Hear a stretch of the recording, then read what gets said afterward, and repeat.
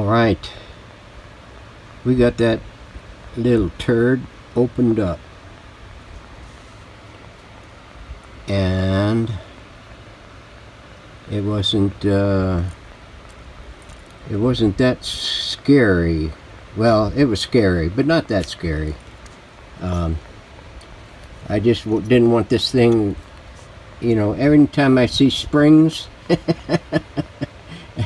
a spring is sprung, you know, and usually springs every which way, but the way I'm looking, and there's a lot of abyss in here that things like to go to whenever they springoid themselves across the room. So if you see here, let's see if I can keep in frame and point at what I'm looking at. Let's see, let's zoom in a little bit more here. You see there's a little contact there.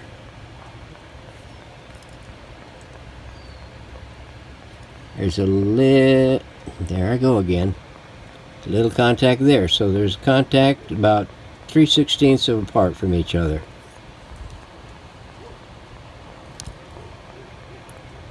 There I go again.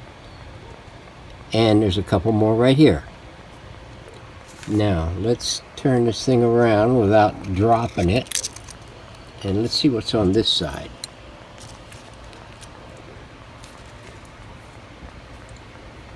There's a long bandazoidal thing right there, and another long one right there, and right there. So if we take a good gander at this thing,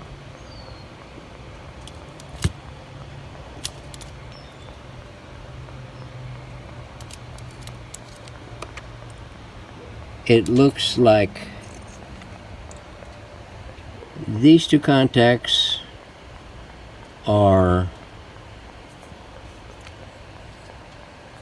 when it's pushed in, let's see, this thing is pushed in, that means it goes that away. That means this one's in contact with the opposite side, and this one is in contact with the opposite side. And there is still contact. So in its relaxed state, it's switching one thing in and switching out another. So, but I'm not worried about this one too much. I just wanted to get familiar with what is there so I can take note of it, and in case something changes, I'll be able to spot it. Now,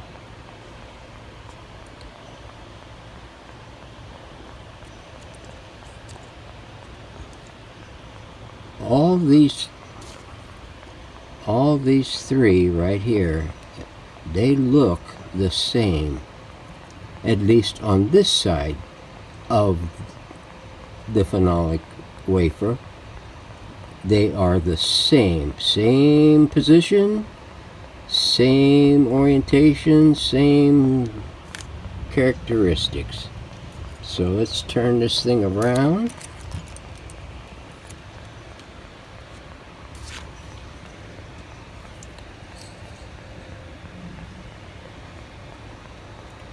We've got two right next to each other there, and two right next to each other there. Two there, two there, two there, two there. And it looks like the second one is making contact with this jiggy thingy, and the last one here is making contact with that jiggy thingy. And let me get this thing in a stirrup so I can do some other stuff. Hang on a minute.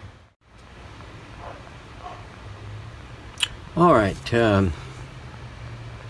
hopefully everything is working. What I want to do is check continuity from one side of this wafer to the other side of the wafer. There are 4 individual contacts on this side and 2 contacts on this side. These here are slender little points that change the setting from one contact to the other contact, and in the other state it's the opposite. Same way on this thing. What I wanted to know was, do both of these, or do all of these tie with all of these on the other side? So that one ties together. This one here ties together. That one there ties together, and that one there ties together. So actually what we're doing is we're taking, there's only 2 contacts here. One here and one there. And no matter which state this is in, it's always making contact with this contact on this wafer. On this side, it's either making contact with that one or this one. And in its depressed state, in other words with the button in, this was making contact with the other one and this one is not. And this one is making contact on the other side with that one and this one is not. When it pops out, now this one is making contact and that one is not. And this one is making contact and that one is not. Now, and that's these are the ones that I'm concerned with, and they're all the same.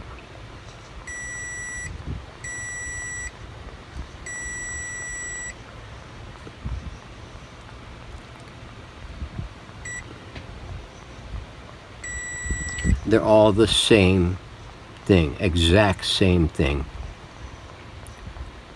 So I'm going to copy one of these.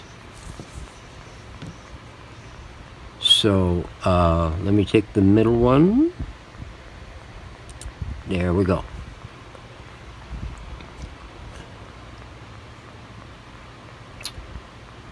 There's that side. And there's that side. So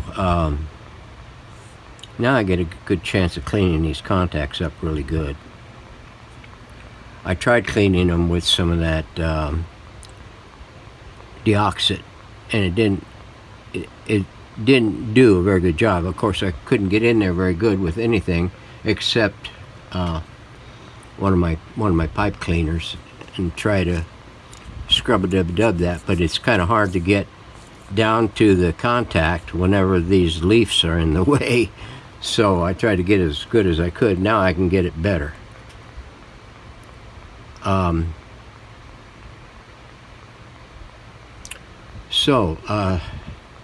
We will concentrate on getting something fashioned for that. Now,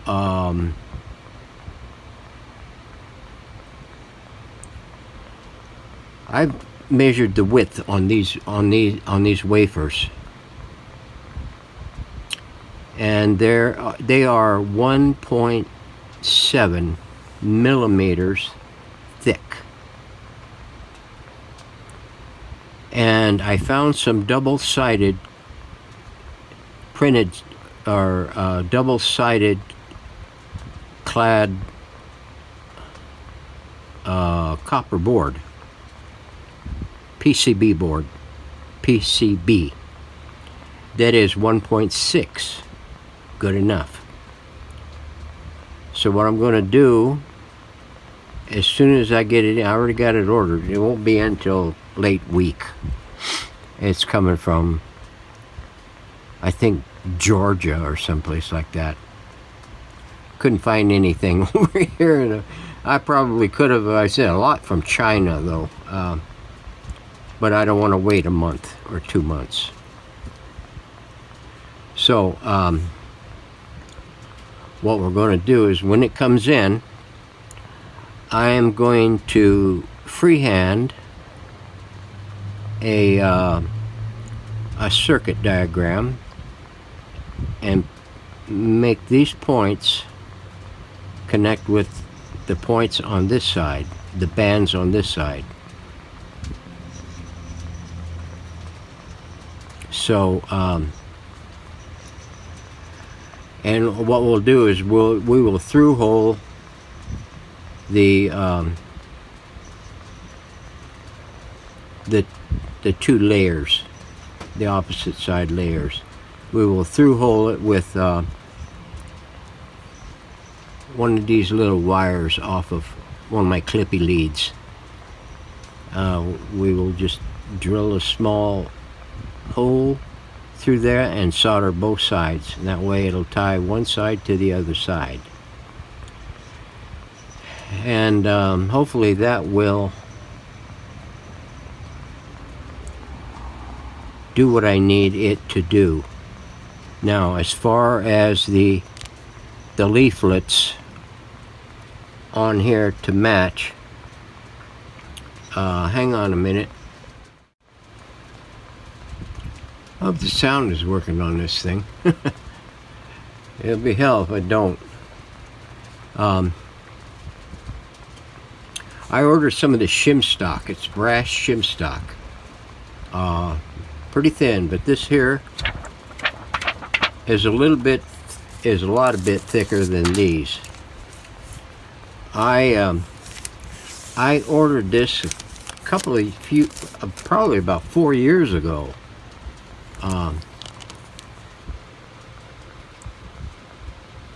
4 years ago, because I was doing some Zenith radios that had the brass bright on some of the buttons or on some of the knobs, and I didn't have any source here in town for shim stock, so I ordered the brass shim stock on eBay, and I got this at various thicknesses. These two are the real thin stuff, and this is a little bit thicker. I'm going to use this stuff for the contacts in here because it's springy enough. So you're going to find out whether or not I can do it or not. So hang in there, and so will I.